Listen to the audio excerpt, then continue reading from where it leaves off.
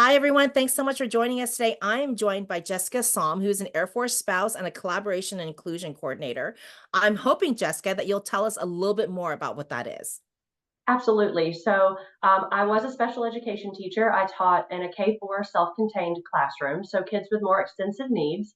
And now I work doing special ed inclusion. So I'm working to support teachers as they support students and including students with disabilities who have IEPs in the general education classroom, helping them learn how to modify and accommodate work so it makes that curriculum accessible to all students, no matter what their learning needs are. Oh, very cool. And we had a chance to actually chat for a bit before we jumped on, and we were both reminiscing about Ramstein because we were both stationed there. But you also mentioned that, despite all the experience you had, you were unable to get a job as a classroom teacher when you moved overseas. I mean, that must have been devastating. I mean, with Yeah. that, with the benefit of hindsight, do you have any tips for military spouse teachers who might find themselves moving overseas? Absolutely. I think that I was so eager to have my own classroom and to be that lead teacher in a classroom that I kind of narrowed my focus. If I'm going to teach, I get emails from the system of, hey, there's this class available in Korea or another opportunity, but we were going to Ramstein, and so that was the only place that I could look for those overseas study teaching positions. What I ended up taking was a paraprofessional job, Mm. and as a special educator, I really do think that that prepared me to be a better teacher in the long run. I've always worked either with paraprofessionals in my classroom. I taught pre-K as well, so I had a paraprofessional there, or I've helped to oversee them. And to have worked in that space and have been that person, I think that it made me a better teacher. But I really think that our spouses that are moving overseas that are teachers, look for those substitute teacher positions. I think that is really a way, really into any school system from my experience. But if you can get in there, you'll have a little bit more flexibility with your schedule, but when they're looking to hire, maybe someone's had to, leave mid-year or a pregnancy long-term sub position, they're going to go to those substitutes first, and that really can open the door to a career. You might stay overseas like I did longer than we initially anticipated, and that really could, provide that opportunity for a step into a building and to be the first consideration for a full-time position. So be flexible. You have to be flexible. And I mean, that's the key of pretty much any military spouse life, but knowing, look at these different spaces, look where you could fit in. Maybe it's not where you want to be now, but I think that's so true of a lot of the professional opportunities we have. This isn't where I saw myself teaching. I didn't see myself being a paraprofessional with a degree, dual certified in general ed and special ed. But again, it really did make me a better educator, and being flexible to accept something like that has helped me in my professional career for years after that. So flexible and open to opportunities that may not Absolutely. necessarily present themselves as the perfect opportunity. Absolutely. And be patient because any of those jobs take a long time. The background checks, the paperwork, it's going to take longer than a stateside position. So, yes, that flexibility is key. No, those are really great tips. And when you talk about flexibility, I think that's a great segue to my next question, which is about geobatching.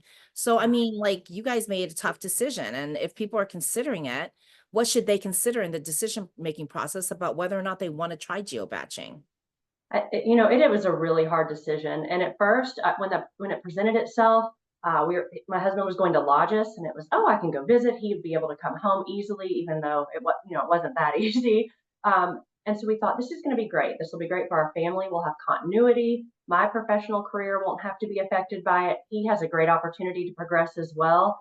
But it does affect your family. We talked earlier. It's a 365. For us, ended up being 14 months. It's a really, really long time to be separated from your spouse, but also for have your children, if you have children, separated from their parent. So I think really considering what are the benefits, what are the negatives? We really need to consider that. And for me, I think I was way too confident and this will be fine. It'll be easy. And it was fine and we are fine, but it was not easy. My children needed more support. I needed to make sure for us, we had a strong church community, a sports team that we were really involved in a school community. You're going to have those support things in place. You're going to have to prioritize that time.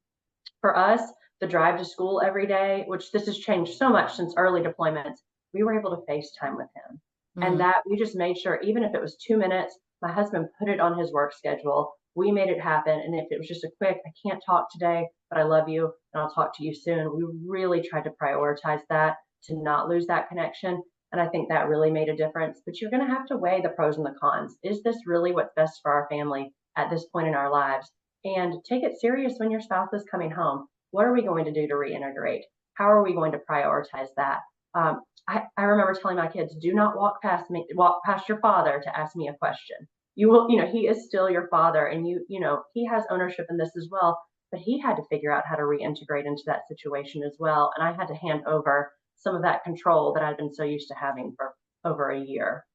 Do you remember like they had those flyers with the 7 stages of deployment? And Yes. it was like, and they don't advertise that as much now anymore. And I wish they did, because it kind of like took apart every single stage and what you could expect. And it was kind of great because it normalized the situation. So it made you realize you weren't the only one going through it. And then it Yes. reminded you that if you're snippy with each other, that might be like, the unlatching of each other before the deployment occurs.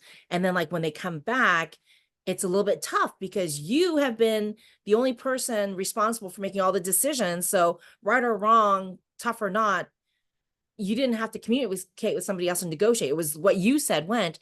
And so you're right. It's hard to like reintegrate. And so I applaud you, because like that self-awareness of knowing it's not easy, It's but it not. is a process, and it's you have to go through it deliberately. I mean, I think that's exactly right. And people need to talk about that more. They And do. I hear just in your story and in your highlights that, you guys are so good at communicating and like being flexible and making space for both. But just like thinking a few years ahead, when the time comes, how do you see your spouse's military retirement affecting your career? It's so hard to even think about because when I met him, he was fresh out of college. He was beginning pilot training. So I've only known him as part of the Air Force. Right. And so obviously I know his life before that, and we all have our past. And so we bring that into our marriage and into our families. But it is so interesting to think when that time comes, what is going to be the next step and where does the Air Force, the military community fit into that? If we've had friends where he's at 20 years now, just of this past summer. So we've had friends that are retiring and moving on to those next steps. And you stay in contact with some, not all, like, any different situation. But just thinking forward, I think that my career, and this is something that he's talked about with me, that for a long time mine did take the back burner, and that's okay. That was something that I knew and I was comfortable with. But he has really said, we're going to prioritize what you want to do, and we're going to include the choices you make and what our final steps are, where we retire, what our kids are going to do. And of course, our kids play a huge factor in that. But I don't see my passion for our military families and our military kids changing because I see it firsthand in my own family. I teach in the school district in Arkansas, who has the most military connected kids across the state. And there are struggles and there are barriers. And so I think that continuing that passion for support for kids as their parent separates from the military, as I see them coming through our schools, and just being a really good connected piece with our school liaison on the air base and through our community resources, will be really special for me to be able to continue supporting the community here and across the world. Really, our kids are everywhere. Right. And so I think, in conclusion, I wanted to tie this all up nicely for everyone, Mhm. because at the beginning we talked about, like recognizing opportunities that Mhm. may not necessarily present as opportunities, and staying flexible and all that. You won a huge award, Yes. which I hope you'll tell everybody about that. And then it also presented you with other opportunities to impact children in different ways. And so now you have the embarrassment of riches, right? Like you have choices. And Yeah. so I mean, you have, yes, you're not at the tail end of your career, but Right. you're a little further down at your career as opposed to someone who's just starting off. So, like, with the benefit of hindsight, and like being in an enviable position now where you had this huge award and you have all these, opportunities available to you, it's got to be a little gratifying, right? I mean, what would you say to people who are like, just don't give up? Because, like it might seem like, you're in a funnel and your opportunities are limited because of the lifestyle, but there is light at the end of the tunnel. What would you say to all that? Absolutely. So yeah, so I was named my district's 2021 Teacher of the Year, and then I won for the state for Arkansas for 2022, which is huge.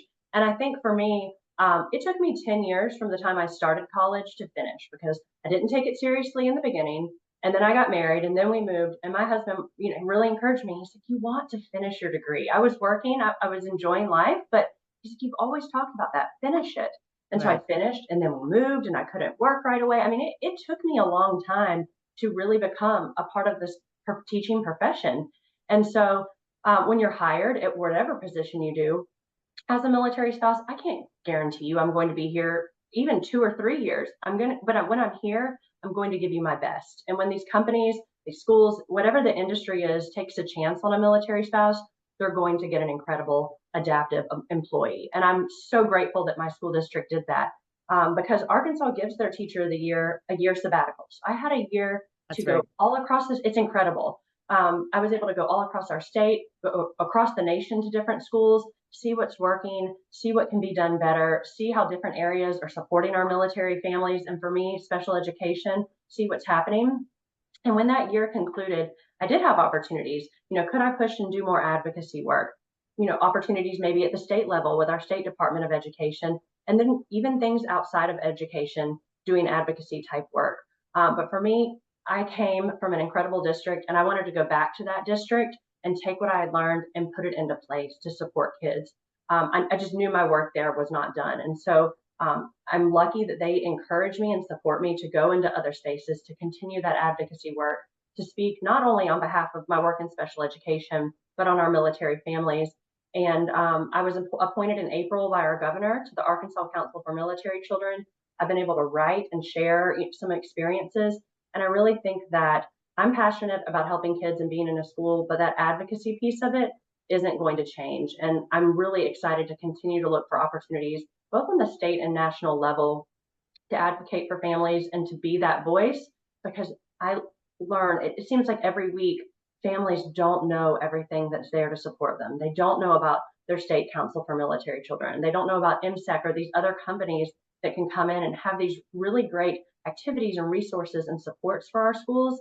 But for me, I knew when I won that award, I had a voice and I had to use it, and I was obligated to use it. And so, again, connecting with our governor, connecting with our state senators, and being able and confident enough to stand up and speak out about what people need and what our families and students need. It's been an incredible. It's a weight because you are responsible for that, but what a privilege! And I can't give that privilege away because I know there's so much work that still needs to be done. I love it. Right person, right time, right place. Right person, Yes, right time. yes, I love that you see the opportunities and you're like, give, I'll take it all, give it all. yes. And I know My husband's like, you could slow down. I'm like, nope, not yet. Not yet. because you don't you feel like it's a limited time, like you don't know when it's going to go away, so you just got to go, go, go. Because Yes, one day when like it's a little bit slower, fine, I'll slow down then. right. But it's Good not for that you, today. Is Jessica. not that day. Good for you. I knew I loved you. Yeah. Um, But that is, I mean, that is very inspirational. And it's a great way to end, our little session. And if you have questions for Jessica, I hope that you will leave them in the comments and I will make sure she gets them and she will answer them. Yes. And if you have a story to share, I hope you will consider putting in for your own military spouse highlight, because I have loved sharing these stories about very inspirational military spouses doing amazing things all around the world. And I think it serves to empower other spouses who may not see themselves in some of the other stories, right? Like they think they're just out there alone. But I love hearing that there are spouses who are thriving out there, who are doing amazing things, and that there's room for all of us. So please, please, please share your stories. And, thank you to USAA for making these conversations possible. And I think with that, we'll just say have a great week and we will see you here next week. Bye, Thank you so guys. much.